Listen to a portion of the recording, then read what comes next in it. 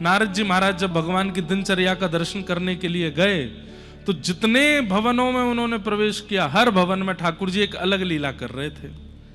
समझ गए, बोले कि ये ठाकुर जी की लीला अद्भुत है। आदि आदि भगवानों ने और लीलाएं की। कुरुक्षेत्र में सूर्य ग्रहण का समय पड़ा, भगवान सूर्य ग्रहण काल पर कुरुक्षेत्र गए। यहां वृंदावन वासी भी सब कुरुक्षेत्र आए थे। ना द्वारिका वालों को पता था कि वृंदावन वाले आने वाले हैं, ना वृंदावन वालों को पता था कि द्वारिका वाले आने वाले हैं। वो तो संयोग से वहां मिलना हुआ। और भगवान लगभग 100 वर्ष बाद यशोदा मैया से मिले। यशोदा मैया को देखते ही ठाकुर जी को भूल गए कि मैं द्वारिकाधीश हूं, 16,100 पत्नियां मेरी खड़ी हैं, एक एक पुत्र, 2-2 पुत्रियां खड़ी हैं, सब भूल गए ठाकुर जी। और तुरंत यशोदा मैया की गोद में लेट गए और लेट करके रोते हुए बोले, मैया मुझको बहुत जोर की भूख लगी है, दूध पिवाए थे।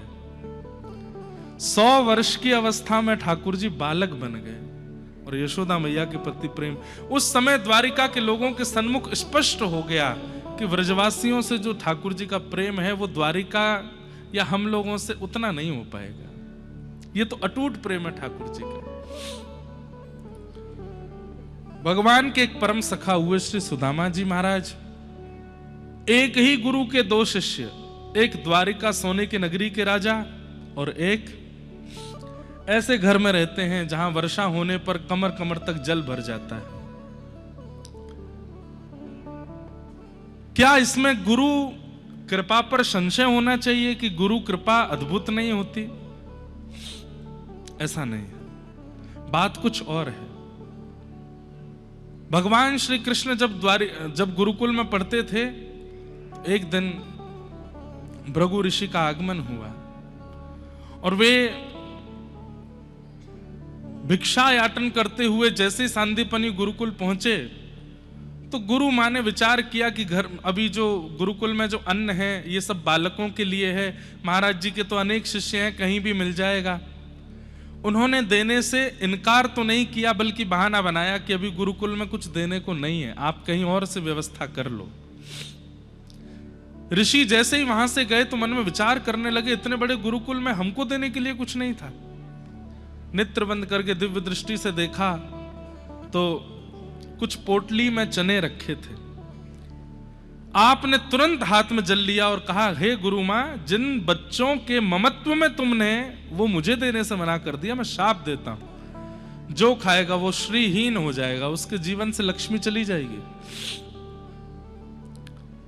वहीं एक झाड़ी के पीछे कुछ पुष्प तोड़ रहे थे श्री सुदामा जी महाराज।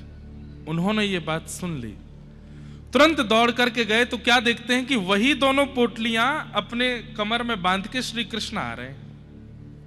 और बीच रास्ते में सुदामा जी से बोले, चलो मित्र, गुरु माँ ने आज्ञा की है कि कुछ लकड़ी तोड़ करके लानी है, कुछ पुष्प लेकर के आने हैं, गुरु जी की समिधा लेके आनी है, यज्ञ के लिए वन में चलना है, और देखो चने भी दिए हैं, भूख लगे तो खा लेना दोनों।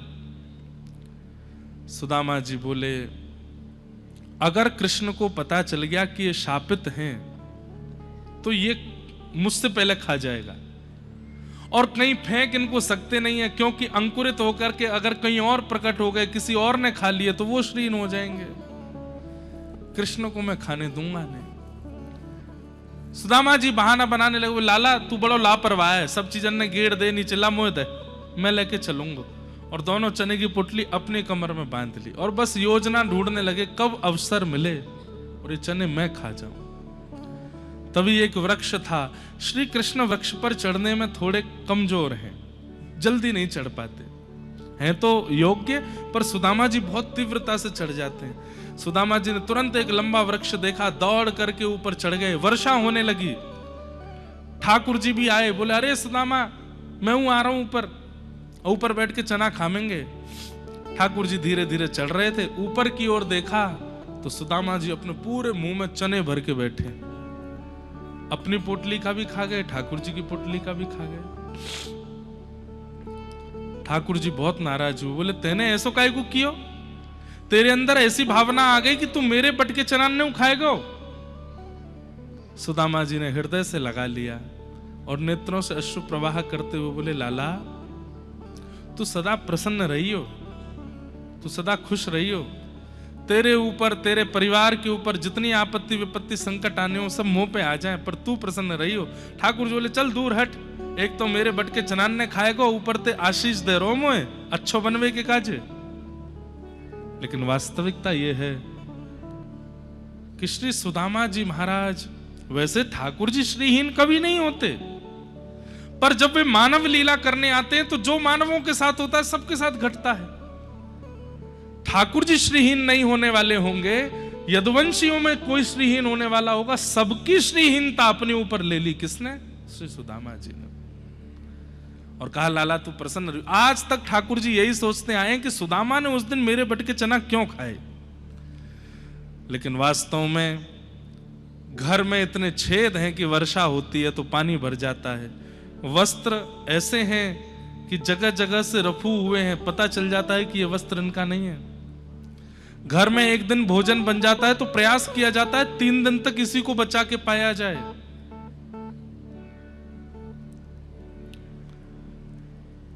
सुदामा जी महाराज निर्वहन करते हैं, अहम ही परमो लाभो उत्तम श्लोक दर्शनम।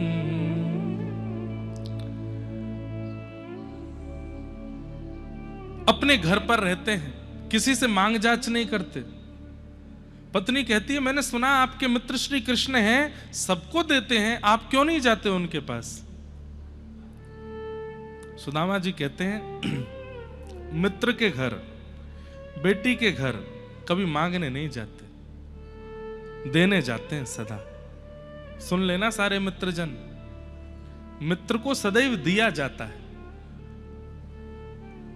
और सामने वाले मित्र को क्या चाहिए कि एक मित्र दे रहा है तो वो उससे भी बढ़िया उसको देवे।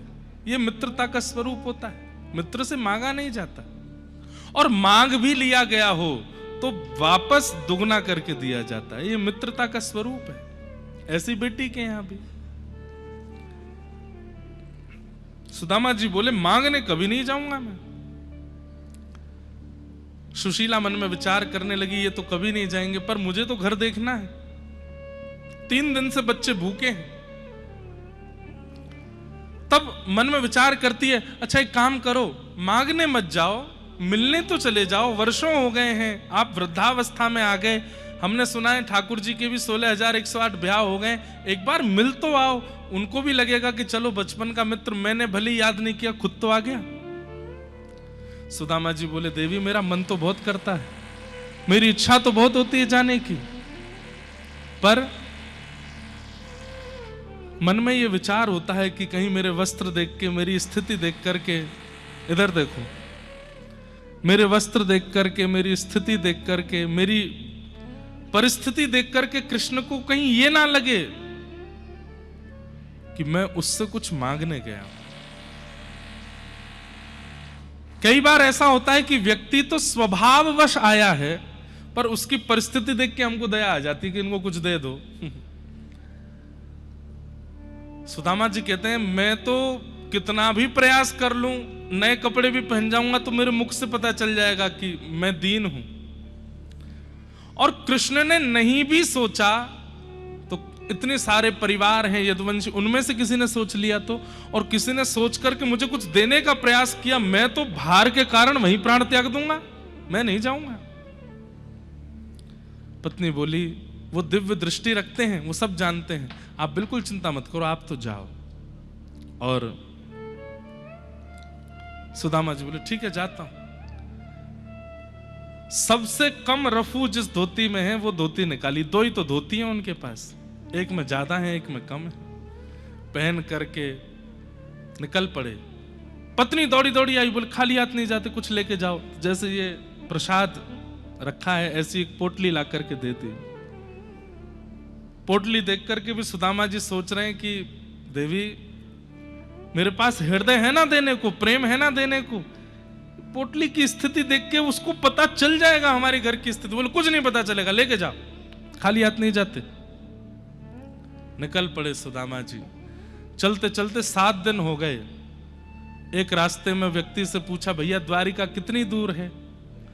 उसने कहा कहां? बोले द्वारिका।